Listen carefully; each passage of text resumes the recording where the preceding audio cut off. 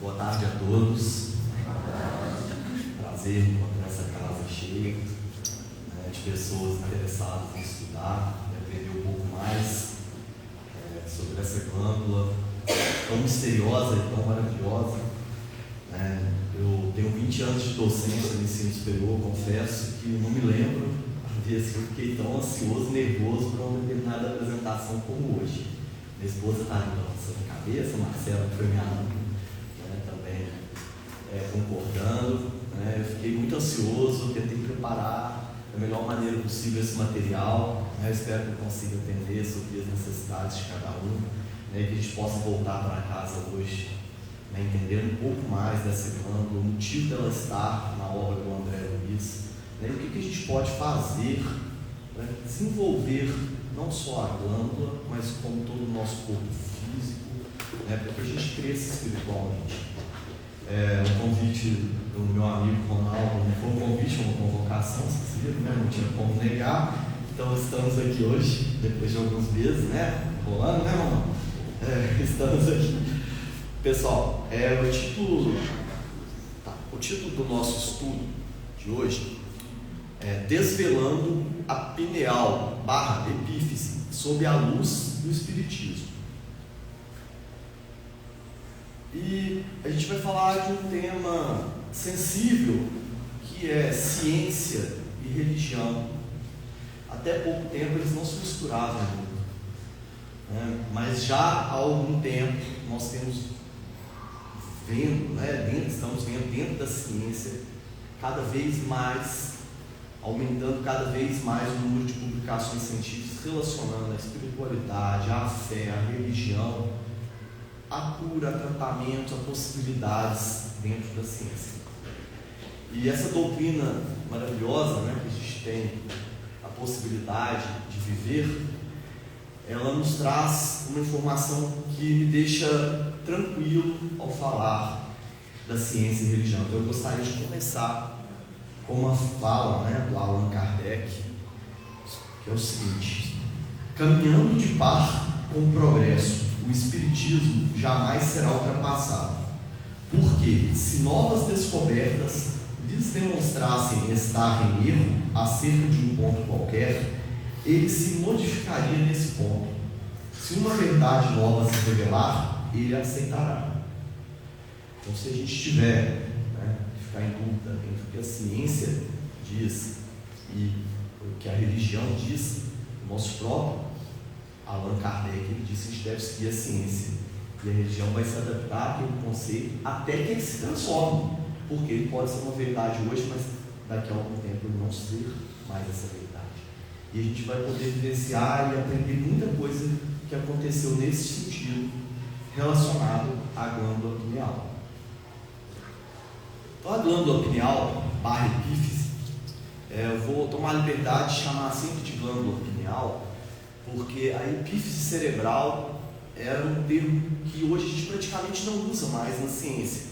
Mas no livro, que é um livro datado de 1945, Missionários da Luz, o termo vigente na época para determinar essa glândula era epífise cerebral. A epífise é aquela glândulazinha verde que está ali dentro, ali próximo ao mesencéfalo, próximo ao diencéfalo. Vou apontar aqui para vocês, para ficar mais fácil. Essa glândula verde é a epífise, ou pineal.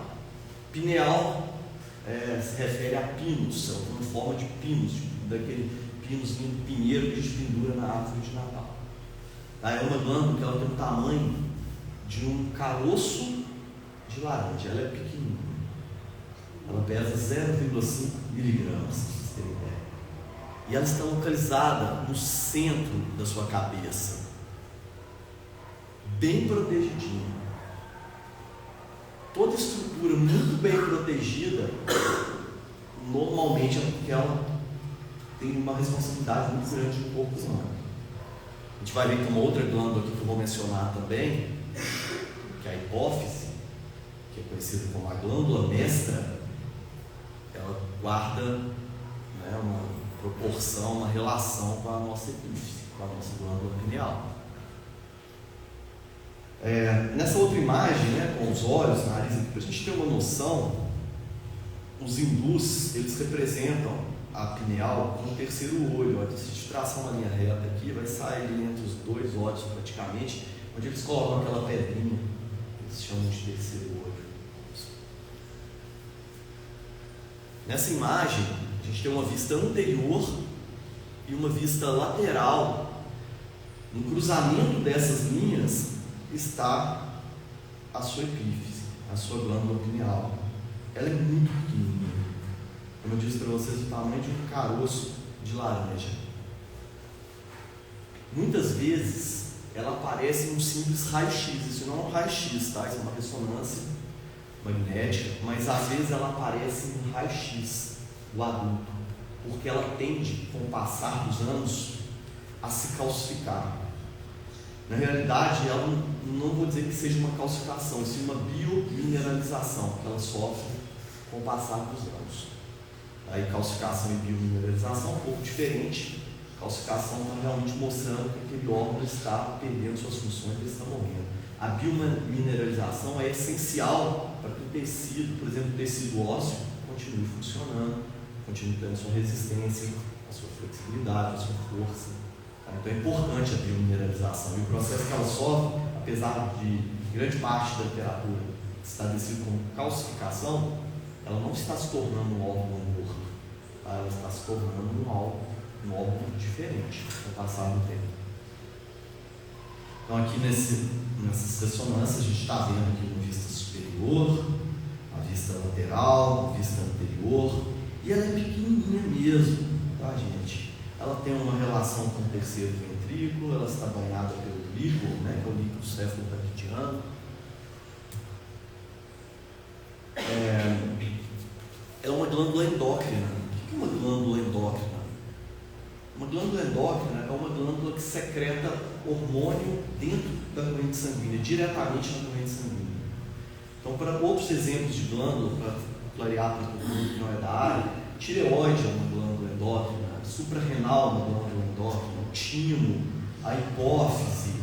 Então, tem várias glândulas no seu corpo, e a gente vai falar muito das gônadas, testículo nos homens, ovário nas mulheres, são glândulas endócrinas, elas secretam hormônios dentro do sangue, dentro da corrente sanguínea. Elas não necessitam de ductos ou canais especiais para fazer isso.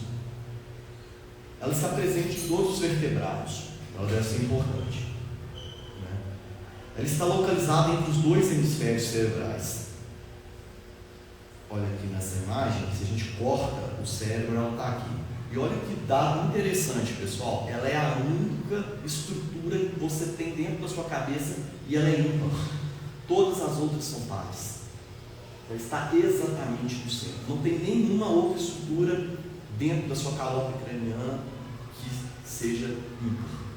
Todas têm uma do lado direito, outra do lado esquerdo. A epífise, a glândula pineal, ela é única.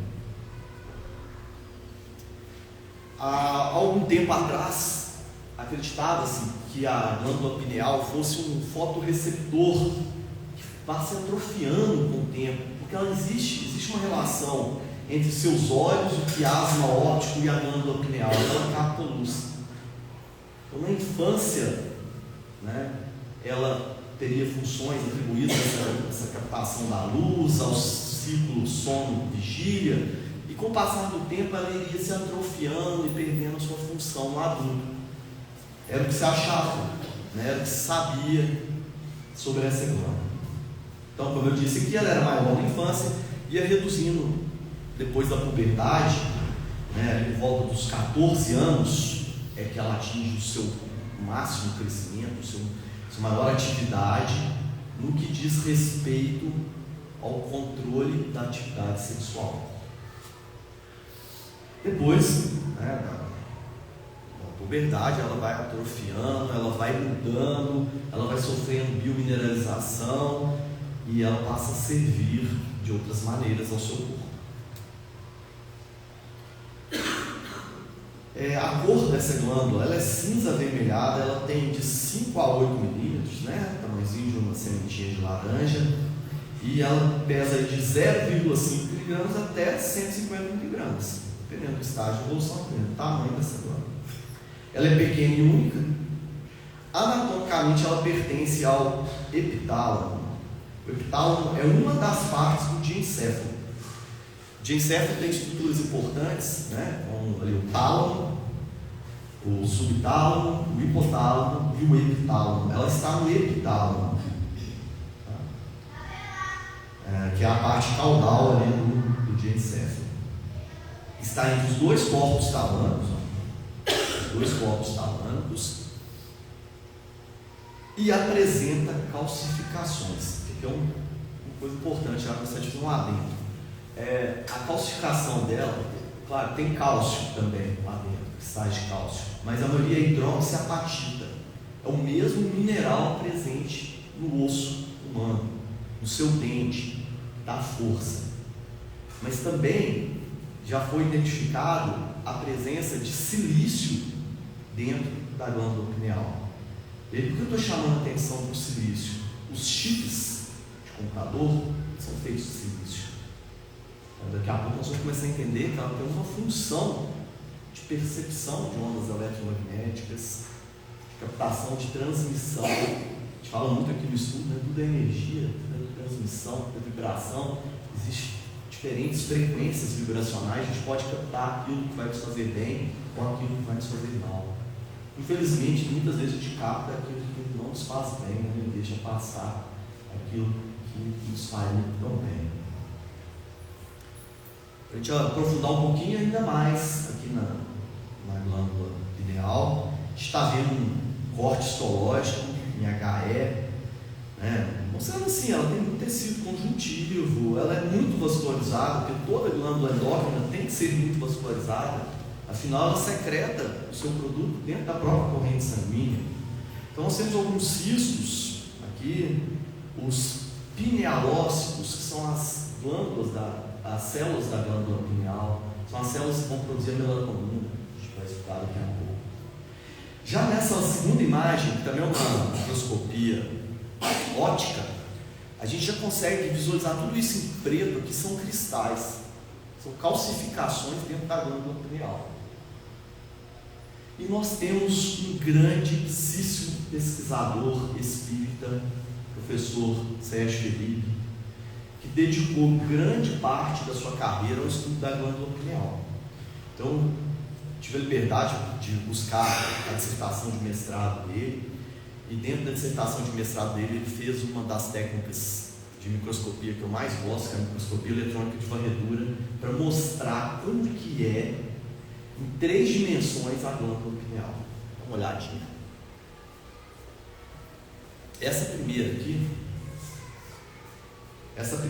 ó, que no caso está em terceiro, ela é o corpo da glândula pineal visto por fora, a superfície dela. Se eu estivesse olhando aqui a superfície ali do quintal, a superfície aqui dessa sala, a gente está vendo ela por cima, tá? Logo depois ele aumenta, né? Ele aumenta o tamanho da aproximação e a gente já consegue visualizar os cristais na superfície aqui da glândula. E por fim ele quebra um desses cristais, leva também ao microscópio eletrônico de varredura. Ele não é rachado assim, ó, não é rachado, isso aqui é o feixe de elétrons da técnica de microscopia eletrônica de varredura que quebra. Mas você consegue visualizar a presença de lamelas, como se fosse casca de árvore, de cebola. Tá? E aí tem gente que vai ter esses cristais com muitas lamelas. Tem gente que vai ter esses cristais com menos lamelas. Isso pode ser importante ali na frente, tá bom? Então, ter calcificações na pineal é normal. Gosto desse falar, doutor, eu tenho tireoide, tá? Ainda bem, né? Todo mundo tem que ter tireoide. Ter calcificação na pineal é importante também. Todo mundo precisa ter, né? Essas calcificações. E tem gente que vai ter mais calcificado e gente vai ter menos. Não existe uma pineal igual a outra. É igual a sua impressão digital, igual a sua íris, não existe uma igual a outra. As principais funções. Primeiro, acreditava-se na hipótese de órgão vestigial. Ou seja, a gente falou ali para fotorreceptor, durante a infância, chegando na puberdade, ela vai ter uma determinada influência na ativação das glândulas sexuais, e depois passou a puberdade, ela teoricamente estaria atrofiando e se tornaria um órgão vestigial, um órgão morto, sem função. Tá bom? Essa parte do desenvolvimento sexual, né, foi uma das primeiras questões que a ciência conseguiu comprovar, e na obra de Chico Xavier, juntamente, né, com o André Luiz, ele já falava em 1945. Para vocês terem uma ideia, como isso foi pioneiro, a melatonina, que é o principal hormônio da glândula pineal, só foi descrita em 1958 por Alan Lester.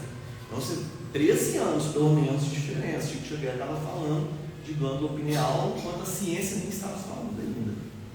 Até então acreditava-se que a glândula pineal não servia para nada. Tá?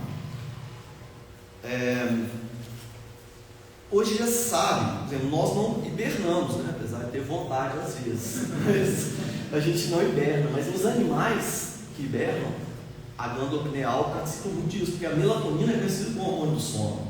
Quando eu falo melatonina aqui, muitas pessoas já devem ter associado ao hormônio do sono, né? Então, para a hibernação ele é importante, o metabolismo dos animais, para animais que têm cio, né? Então procriação sazonais, a pineal, a glândula pineal, a epífise cerebral, que sinaliza para o animal que está entrando no cio, para as glândulas sexuais dele, porque ele não tem relógio, calendário, para ele poder olhar se está prestes a entrar no cio ou não. Mas ele, de 6 em 6 meses, de 8 em 8 meses, ele vai entrar no cio, né? Então a glândula pineal ela tem essa participação. E a produção de melatonina, que hoje o foco todo da ciência está, né, em cima da produção da melatonina, das funções da melatonina e também agora das conexões entre a pineal e outras glândulas do corpo. A melatonina, ela é essa molécula, está desenhada aqui, ela é pequenininha, ela tem um precursor comum à serotonina, como hormônio do bem-estar, né? O L-triptofano, né? O triptofano é um aminoácido que é a base da serotonina. O triptofano é um aminoácido que é a base da melatonina. Quem aqui é feliz dormindo mal? Sem poder relaxar, sem poder descansar? A melatonina, pessoal, ela regula o sono, o ciclo vigília. Então a gente, mesmo que a gente esteja fechado numa sala, a gente sabe se está de dia ou de noite, porque a gente está captando de luz. Ela nos informa se é de dia ou de noite. Mas isso é algo consciente, porque o que está acontecendo de forma inconsciente no nosso organismo é muito mais importante. Temos hormônios que só são produzidos à noite. Temos hormônios que são produzidos durante o dia. Então a melatonina, a pineal, ela sinaliza para o seu corpo se está de dia ou se está de noite, para que ele produza, por exemplo, cortisol de dia, melatonina à noite, GH à noite. Tá? Então é importante que o corpo saiba, e por isso é tão importante também a gente ter uma vida mais regrada, não virar noites e noites acordados, porque isso aí pode desregular esse centro, né, vital aí, que é a glândula pineal. Mais interessante, melatonina é um dos principais antioxidantes conhecidos atualmente. Aí eu brinco muito assim em sala de aula que o antioxidante vai prevenir um pouquinho o envelhecimento, porque a gente vai enferrujando ao longo do tempo. Então o antioxidante ele vai lá e retira a ferrugem. Mas muito mais importante do que isso é um fator protetivo contra câncer, por exemplo. Os radicais livres podem né, ter relação positiva com a incidência de câncer no ser humano. A melatonina ela regula o sistema imunológico, tá? Então o timo, que é uma glândula endócrina também próxima ao coração, está relacionado com o amadurecimento dos linfócitos T, ele tem receptores para a melatonina. Então, durante a fase da infância, da adolescência, o timo está bombando, depois ele começa também a decair um pouquinho a atividade. é super importante para amadurecer linfócito T e B.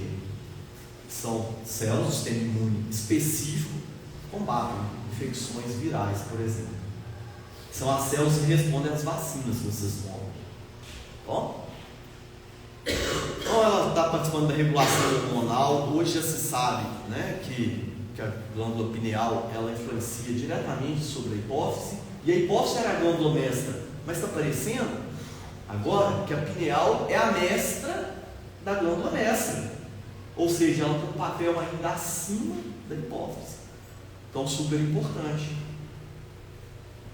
Ela é a dona da boiada. Tá? Você não vai conversar com um boi aqui, outro boi ali, não. Chama o dono da boiada, eu quero conversar com ele.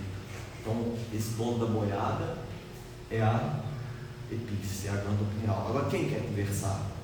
Normalmente, aqui dentro da nossa casa, nós vamos conhecer e entender que é o espírito. Então, André, eu posso pensar que o espírito fala conosco por meio da glândula pineal? René Descartes já disse, lá nos anos 1500, que a pineal é a sede da alma, é a morada da alma.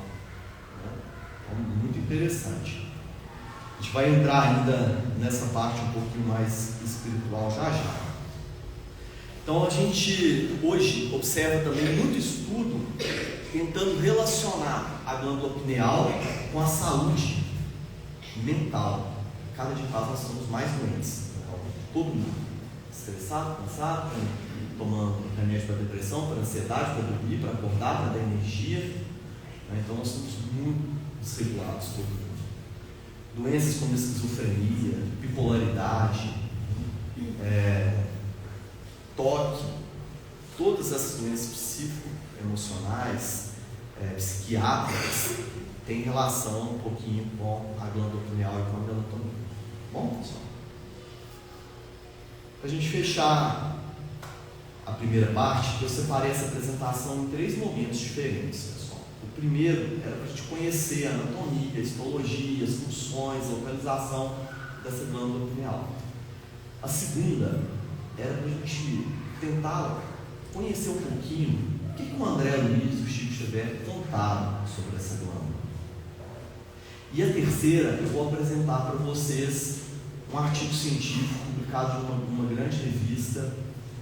Esse artigo científico de autoria do professor Giancarlo Luchetti, em parceria com o Décio Piandoli Júnior, que são pesquisadores espíritas bem reconhecidos aqui no Brasil e no mundo todo. Então, para a gente fechando essa primeira parte, como eu disse, René Descartes, ele disse que a pineal é a principal sede da alma, é o ponto de união entre o corpo e o espírito, o corpo e a alma. Deve ser por isso que ela está tão guardadinha, né? Madame Blavatsky, no século XIX, ela atribuiu a pineal ao terceiro olho, ao sexto sentido, a telepatia, o magnetismo. Então ali ela começou a chamar de Ajna Chakra, então outro chakra. Dentro da academia, né, mecanicista, a gente acredita que a pineal é uma estrutura neuroanatômica sem qualidades metafísicas especiais. Então, sem qualidade metafísica especial, não é uma glândula como qualquer outra. Essa é a visão, né, acadêmica. A ciência vai dizer que ela é uma glândula endócrina, pura e simples, produz melatonina. Nas pseudociências, então, assim, eu não estou querendo fazer nenhum tipo de crítica ao chamar de pseudociência, mas a pseudociência é aquela ciência que não obedece uma linha cartesiana, que não tem uma metodologia científica muito aprimorada, né, e que às vezes se baseia muito em hipóteses e fica com dificuldade para confirmar tais hipóteses. Quando ela não confirma tal hipótese, ela fala, não, é porque a ciência não consegue comprovar isso. A ciência ainda não atingiu esse nível para poder comprovar. Então, de novo, né, não é querendo denegrir, a gente chama o termo usual, né, pseudociência, não é uma ciência de alta qualidade. Então, na pseudociência ela tem posição de destaque, tá? Tem terapias que vão focar na glândula pineal, detox de glândula pineal, outras coisas que sim, isso realmente a ciência não nos confirma nada. E esse aqui é muito interessante, eu particularmente eu gostei muito de saber disso, que é a captação de campos eletromagnéticos. Teve um estudo, pessoal, que eles retiraram a glândula pineal de aves migratórias. A ave migratória, ela perdeu o rumo de casa, elas não encontram mais o sul para poder migrar. Então, elas só conseguem achar o caminho que elas têm que seguir. Elas viajam milhares e milhares de quilômetros por continentes diferentes, devido a uma geolocalização. Quer dizer, gente, se a ave tem isso, será que nós não temos também? Será que nós não temos um Wi-Fizinho, Bluetooth aqui dentro da cabeça que capta, mantém na receptora? Né? Possivelmente. Certo? No Espiritismo, André Luiz, Chico Xavier, eles consideram a pineal como a glândula da vida espiritual do homem, a glândula da vida mental, um órgão de elevada expressão no corpo etéreo. Ela está associada à mediunidade, principalmente aquela do tipo clarividência, clareaudiência, telepatia. Tem um grupo de estudos da glândula pineal, um grupo espírita, que eles comentam o seguinte, que uma pessoa que tem menos cristalização lá na glândula pineal, ela tem maior tendência a ter uma mediunidade de desdobramento. E aquelas que têm muitos cristais, elas tendem a ter a psicofonia, a psicografia, porque as ondas eletromagnéticas captadas pela pineal são reverberadas, atingem os cristais, e se isso for para a área da audição, você escutaria melhor. Para a área da visão, você veria melhor. E para a área da escrita, você escreveria. A pineal dentro da obra do Chico Xavier é tão importante que eu disse para vocês que tem artigos científicos publicados em grandes revistas internacionais. Ela foi abordada principalmente no livro Missionários da Luz, de 1945, mas também tem citações da epífise da pineal no mundo maior, nos domínios da mediunidade, ação e reação, evolução dos mundos, mecanismos da mediunidade. Então, dos 13 livros de André Luiz, pelo menos 6 têm referências à epífise e à pineal. E aqui, muita gente já deve ter tido a oportunidade de ler, né, uma obra do André Luiz e sabe que ele não tem uma palavra desperdiçada. Eu acho que me deixou mais ansioso, porque tudo que eu li eu achava muito importante. Como que eu extraía algo muito importante? Se tudo era muito importante, eu vou deixar de falar alguma coisa para os meus colegas lá no estúdio. Então, realmente, quem tiver a oportunidade, leia. É uma aula, né? E cada palavrinha que está lá tem um motivo de ser. Então, agora a gente vai passar aqui um pouquinho para a segunda etapa, falando sobre Missionários da Luz. E continuando essa linha de raciocínio, eu optei por colocar trechos do livro, porque eu não saberia expressar com a grandeza, com a eficiência, com a clareza que André Luiz se expressa.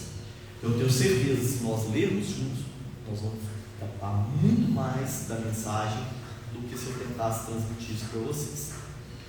Então eu separei alguns trechos, todos espetaculares, e depois nós vamos confrontar isso, que a gente vai ver agora, com o que a gente acabou de ver. Nós vamos confrontar o texto do Chico Xavier com a ciência, dentro de um artigo científico, não a opinião do Andrei, tá? A opinião dos autores de um trabalho que recebeu o crivo da publicação, muito forte no Brasil, reconhecido mundialmente, o grupo do pessoal da Universidade Federal Juiz de Fora.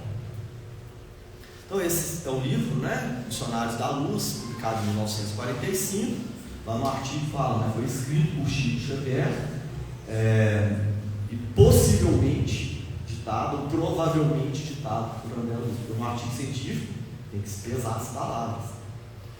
Então, na hora que vocês pegarem o artigo para dar uma olhadinha, vocês vão lá, possivelmente foi escrito pelo André Luiz, para a gente ter certeza, né, que foi escrito pelo André Luiz.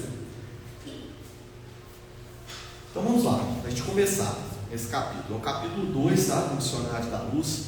Para contextualizar para vocês, no capítulo 1, estava havendo uma reunião numa casa espírita, um médium, né, ele ia receber um espírito para transmitir uma mensagem. Nessa casa espírita tinha 18 encarnados e centenas de desencarnados sentados aqui, né, em torno. O Alexandre, que nessa ocasião era um mentor, né, levou o André Luiz para assistir esses trabalhos. Quando o André Luiz chegou lá, o Alexandre se aproximou dele e deu um passe no André Luiz. A partir desse momento, o André Luiz conseguiu enxergar coisas que ele não estava enxergando até então. Ele só conseguiu enxergar o que estava se passando ao redor dele depois que ele recebeu o espaço. E na hora, o que mais chamou a atenção dele? A glândula pineal dos presentes ali na casa. Tinham 18 pessoas que foram na casa. Mas ele falou que nenhum deles a glândula brilhava tanto e emitia tantas pétalas de radiação luminosa como se fosse um lótus, como no médico que estava em serviço ali na casa. A gente vai ver que ela realmente tem muito a ver com a mediunidade. Ele estava em serviço médico e a glândula pineal dele estava brilhando assustadoramente, a ponto de chamar a atenção do André Luiz, que era um médico, né, quando ele passou pela Terra, e ele nunca tinha visto aquilo, ele ficou maravilhado. Bom, então vamos ler um pouquinho aqui dos textos, né? Olha o que o André Luiz disse para o Alexandre, que era um espírito muito evoluído. Eu estudava a função da epífise nos meus apagados serviços de médico terrestre. O serviço dele era apagado, imagina nós. Segundo os orientadores clássicos, circunscreviam-se suas atribuições ao controle sexual. Depois, decrescia em força, relaxava-se e quase desaparecia. Então, ela está ali, né, de acordo com a medicina mais antiga, para frear os impulsos da sexualidade nas crianças. Imagina se as crianças tivessem impulsos sexuais exacerbados, aflorados, que confusão que ia ser. Ia ser muito difícil. Então, até em volta dos 13, 14 anos, a pineal segura essas rédeas. Bom. E aí o Alexandre responde, né, com o André Luiz: não se trata de órgão morto, segundo as velhas suposições. É a glândula da vida mental do homem. Ela acorda no organismo, na puberdade, as forças criadoras, e em seguida continua a funcionar como o mais avançado laboratório de elementos psíquicos da criatura terrestre. Então aqui está deixando duas mensagens para a gente. É ela que começa a força criadora. O que é a força criadora? Nós não podemos procriar, nós não podemos ter filhos, né? Alguns obviamente não podem nesse momento, mas a gente, o ser humano ele pode, os animais eles podem. E quem faz com que você passe a liberar essas forças criadoras é a epífise, é a glândula pineal. Isso acontece por volta dos 14 anos de idade. Bom? Agora, outra questão muito interessante, que a ciência ainda não falava tanto, era sobre a questão dos elementos psíquicos, mostrando que a epífise é a glândula mental do ser humano. Ela secreta unidades, forças, energias psíquicas. A gente vai falar um pouco mais disso. Alexandre continua dizendo, a pineal entrega-se à criatura a recapitulação da sexualidade. Ela faz com que essa pessoa examine o inventário de suas paixões vividas em outras épocas, que reaparecem sob fortes impulsos. Então, é possível, acredita-se, que a glândula pineal faça conexão das nossas existências multimilenares, das nossas diversas encarnações.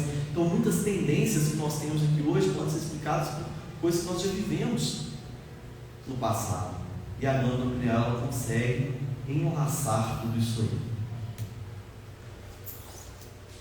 O André Luiz ficou encantado assim, com essa explicação inicial e ele perguntou: mas se a glândula pineal faz tanta coisa, o que as glândulas sexuais fazem? O que as glândulas sexuais fazem?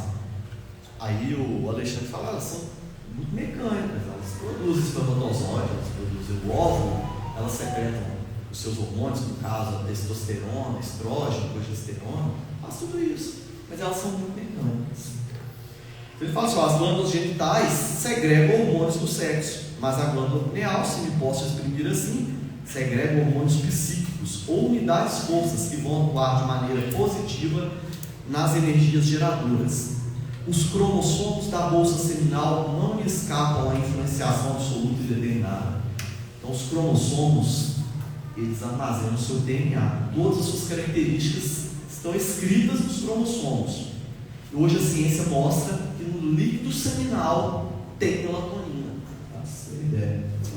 Mas isso aqui nós estamos falando de 1945, eu estou dizendo para vocês é de 2020. Pensa.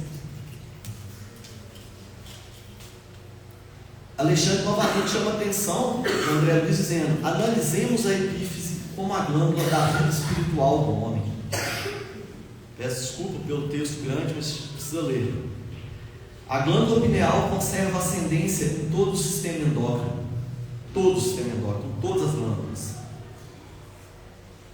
Hipófise, tireoide, paratireoide, timo, suprarrenal, testículo, ovário. Ela está ligada à mente por princípios eletromagnéticos do campo vital. Lembra dos cristais? Lembra da possibilidade dele captar ondas eletromagnéticas, de ser uma antena? Está ligada, por princípios eletromagnéticos do campo vital, que a ciência comum ainda não pode identificar. Então Alexandre falou isso para o André Luiz.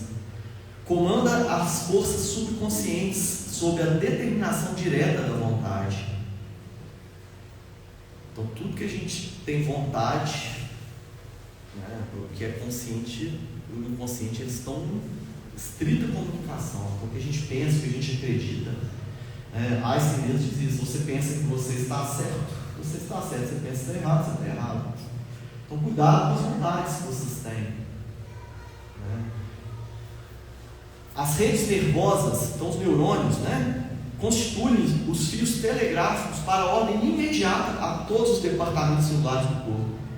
Sob sua direção, efetua-se os suprimentos de energias psíquicas a todos os armazéns autônomos dos órgãos. Parece que era importante mesmo, Pensa, dedicar um capítulo, uma obra de André Luiz, que não desperdiça uma palavra para falar de uma glândula. De modo geral, todos nós, olha que interessante, agora ou no passado, viciamos esse foco sagrado de forças criadoras, transformando-o em um ímã relaxado entre as sensações inferiores de natureza animal. Quantas existências temos perdido na canalização de nossas possibilidades espirituais para os campos mais baixos do prazer materialista? Quantas vezes a gente só foca em materialismo, paixões, em experiências sexuais, experiências materiais? Quantas vezes? Isso estou dizendo nessa encarnação que a gente lembra. O que será que a gente já não fez no passado? Se a pineal ela consegue ligar, se ela consegue juntar, enlaçar as nossas existências multimilenares, no fundo, a gente sabe um pouquinho do que a gente já fez, do que a gente já aprontou no passado, e a gente acabou viciando esse foco sagrado que nós temos. Mas é uma notícia boa, tem como a gente melhorar isso. Então a gente viciou esse foco agora, nessa encarnação, mas possivelmente em outras também. A perversão do nosso plano mental consciente, em qualquer sentido de evolução, determina a perversão do nosso psiquismo inconsciente. Então o que a gente pensa conscientemente determina a maneira que a gente age inconscientemente. E a gente fala: não sei por que eu fiz assim, sabe? Fala: sabe sim. Se você não sabe, vamos refletir, você vai entender. Está tudo registrado.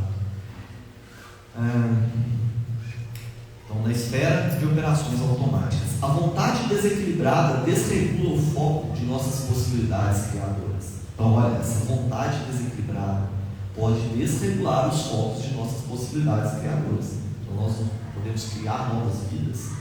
A pineal está conversando com as suas glândulas sexuais.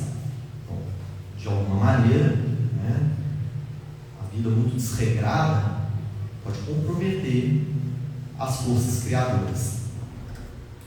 Daí procede a necessidade de regras morais para quem de fato se interesse pelas aquisições eternas nos domínios do Espírito. Ponto. Renúncia, abnegação, continência sexual e disciplina emotiva não representam meros preceitos de feição religiosa.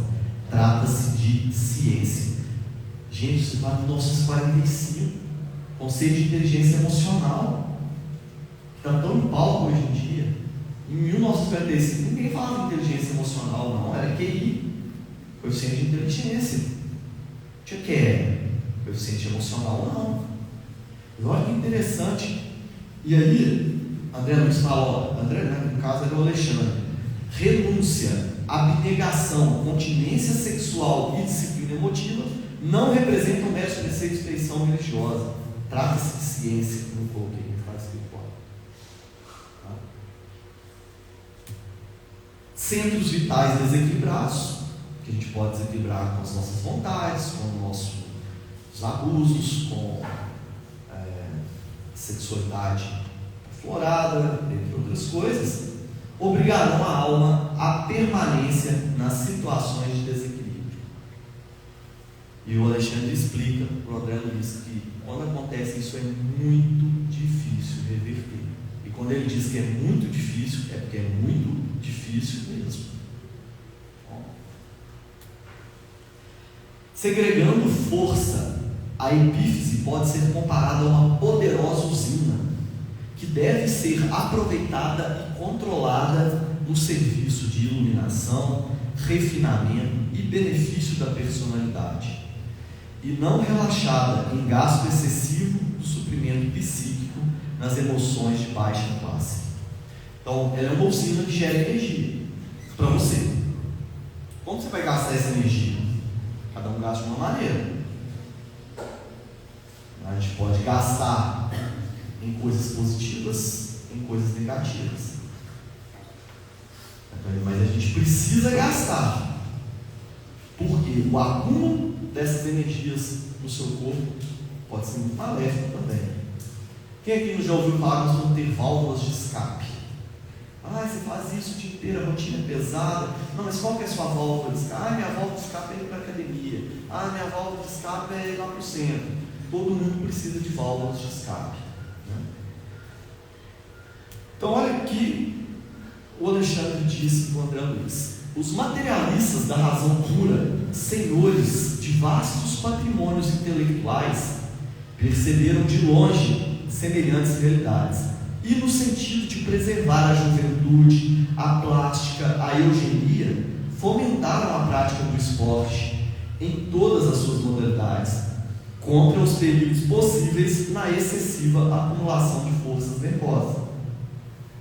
Então foi indicado, já naquela época era indicado, não, o menino está muito problemático em casa, coloca ele no futebol, coloca ele para remar, para correr, para participar de natação, competições. Isso é super importante para ele extravasar a energia.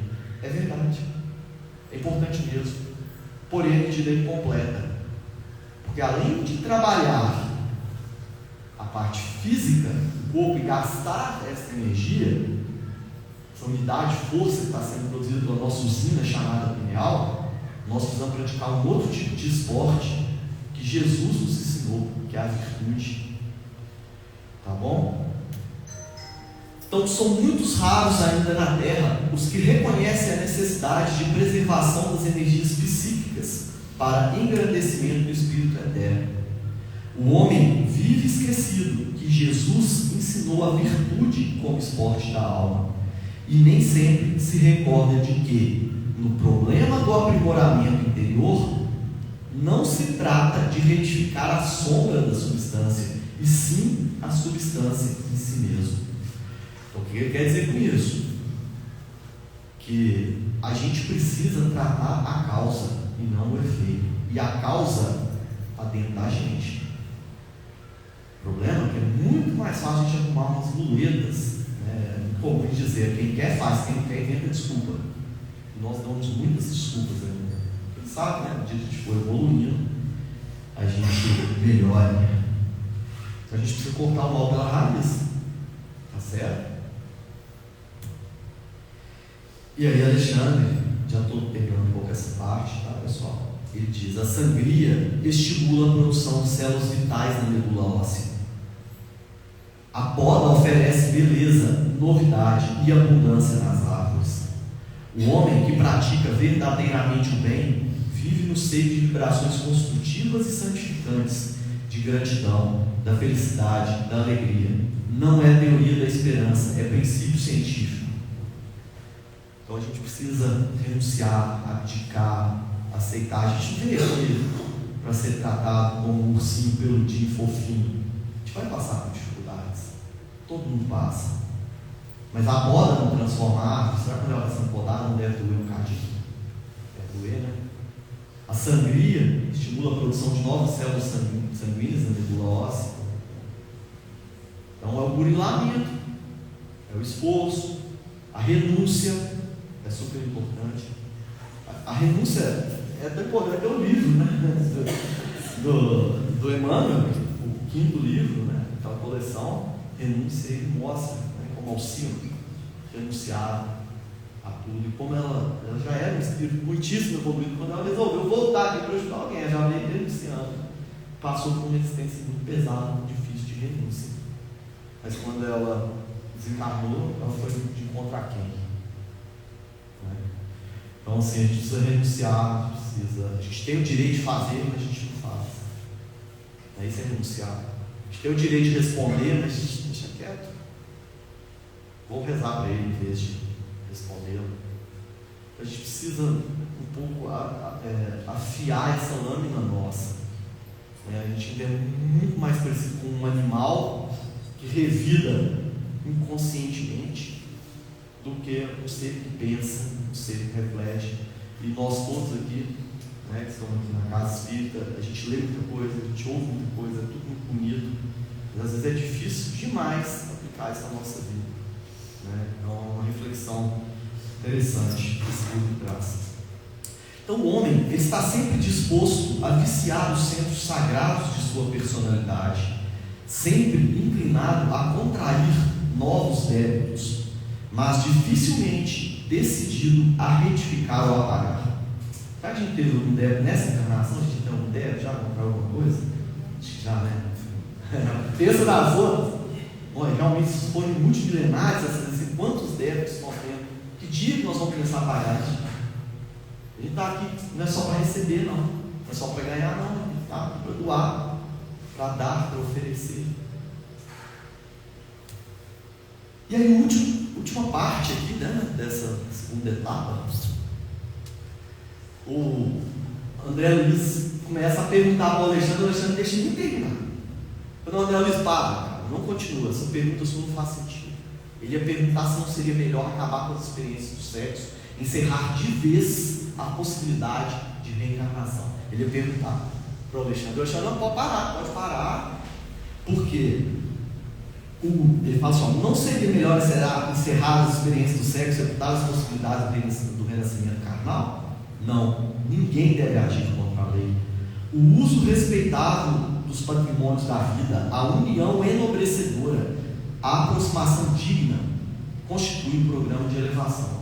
Faz parte do nosso programa de elevação espiritual, a gente conhecer pessoas, relacionar com pessoas, interagir com pessoas, ter filhos com outras pessoas, educar isso tudo faz parte do nosso programa encarnatório, para que a gente vá quitando débitos, tentar contrair cada vez menos débitos, se aprimorar e evoluir.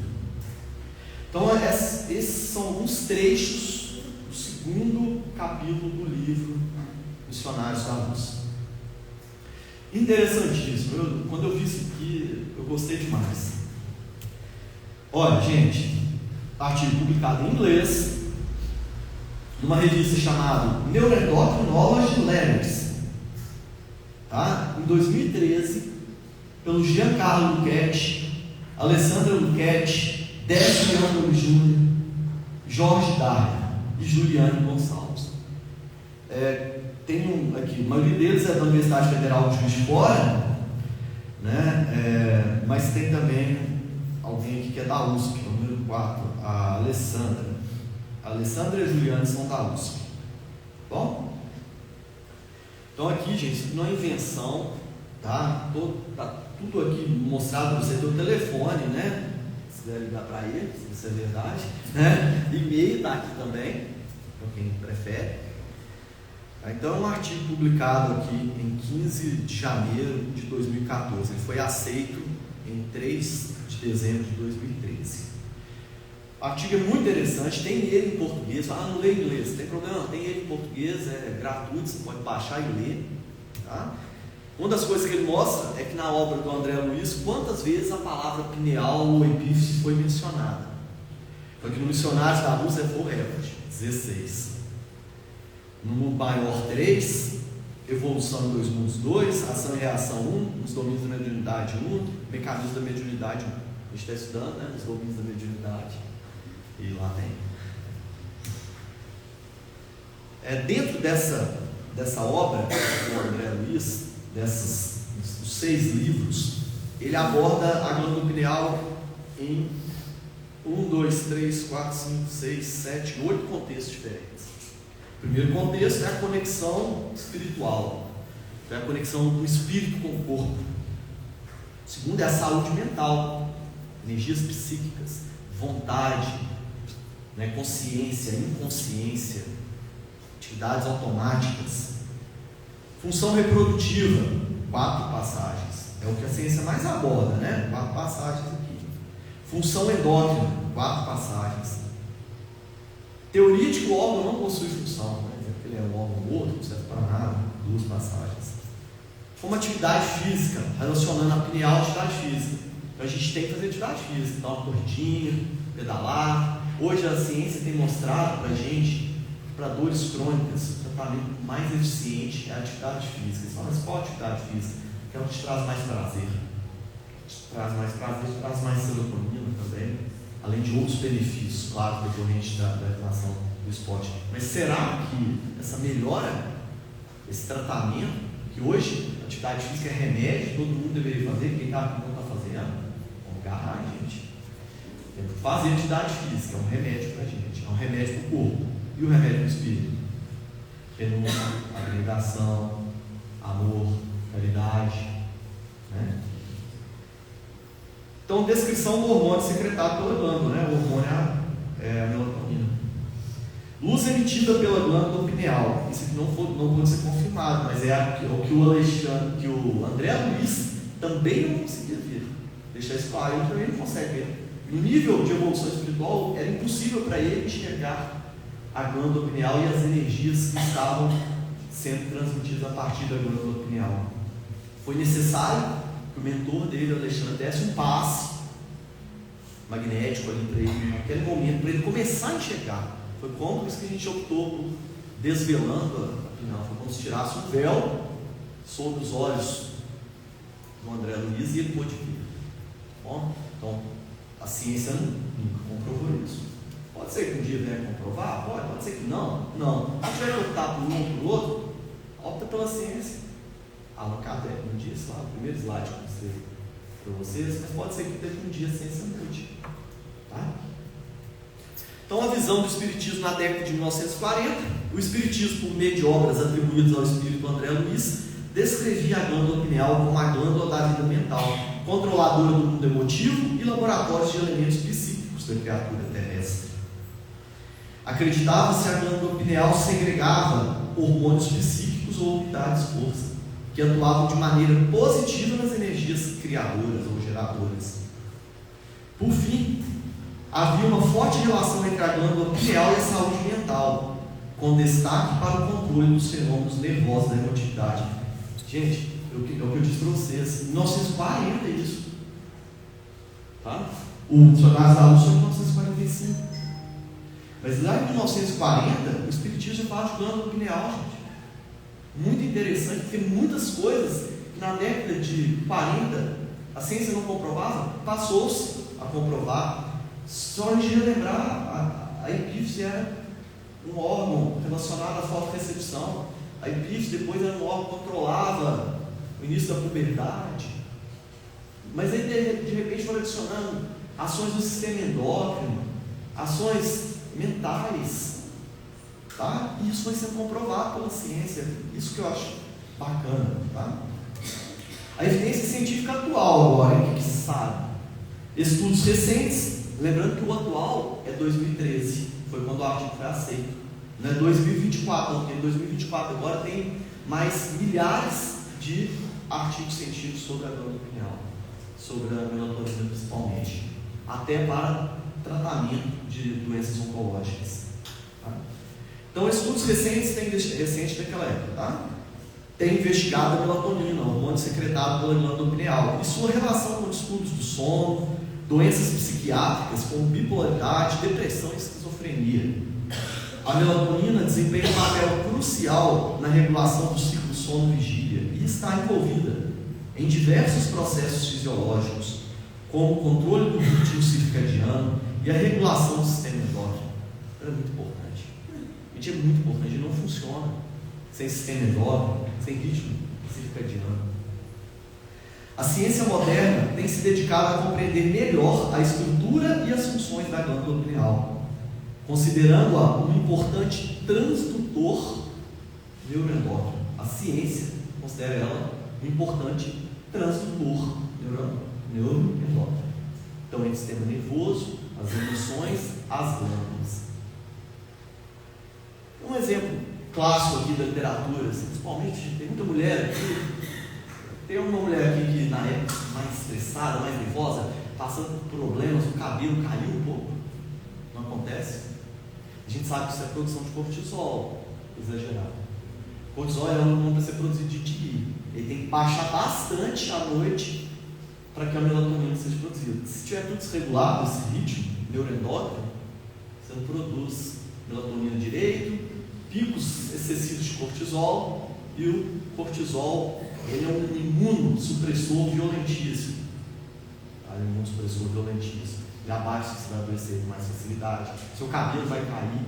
Muitas células, leucócitos, saem da corrente sanguínea e vão para perto dos bulbos pilosos, atacando esse bulbo piloso, matando a raiz do pelo, que esse pelo cai. Então existe relação entre o estresse e a queda de cabelo, sim. Tá? Agora, quem regula o eixo do estresse? É o hipotálamo, pituitária, adrenal. Só que agora a gente está sabendo, está começando a enxergar que a epífise controla o hipotálamo. Então, se isso realmente for comprovado nos próximos anos, né, a gente vai entender muita coisa que até então a gente não entendia. Tá bom? A conclusão, pessoal, sei que me estendi um pouquinho, mas a conclusão é o seguinte: do artigo, tá, gente? Não é minha conclusão, uma conclusão do artigo, olha que interessante. O fato de que um texto escrito por um indivíduo inculto, Chico Xavier, tá? Ele é inculto, né?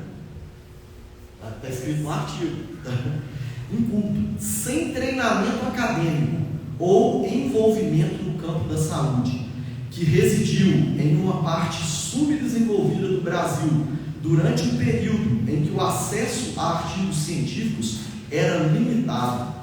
Aí, o caso do senhor Francisco Cândido Xavier descreve conceitos altamente complexos e informações sobre a fisiologia da glândula pineal 60 anos antes de qualquer confirmação científica.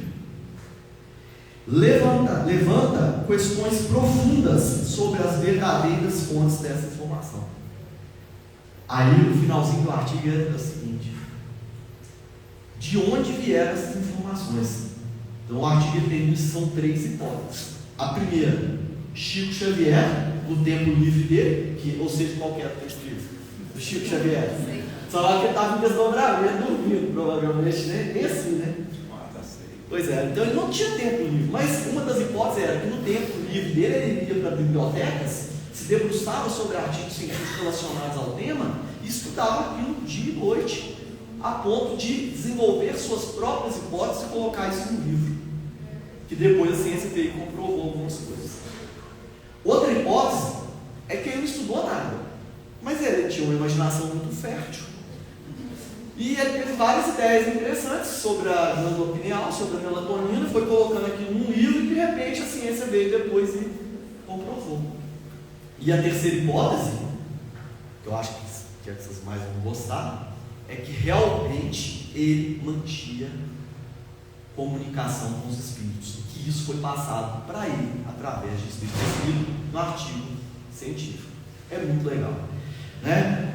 Então, pessoal, para a gente fechar, uma mensagenzinha do André Luiz, foi muito citado aqui hoje, né? Se cada um de nós consertar de dentro o que está desajustado, tudo por fora estará certo. André Luiz. Muito obrigado pela atenção, pessoal.